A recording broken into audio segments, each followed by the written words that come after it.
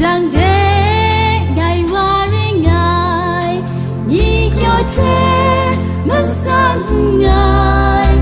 ke krang la ai ngai krom na mai gja ngai cha gja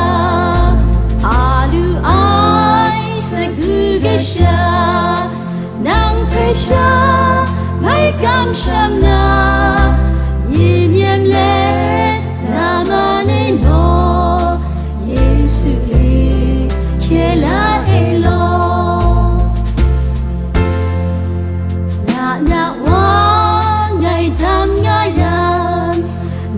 Sora nhìn ngay pegang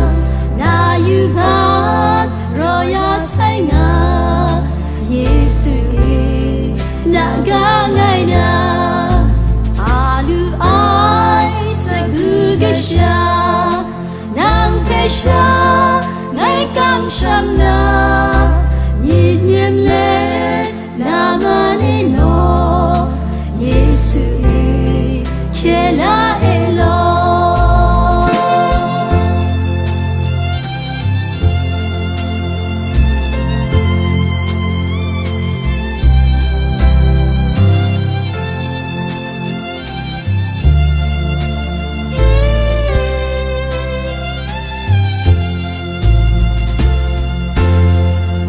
Jinku Jesu gan aki Yesu nam Yong agi Mid masin kum krang yang mong Nang ko ngai Ya ap kau jung Alu ai sa gu ge sha Nang pe sha Ngai kam sham na Yin yem le Na mani no Yesu ke la elo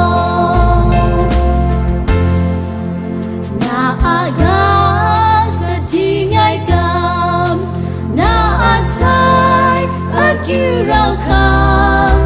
ye amin kum rau ngai krang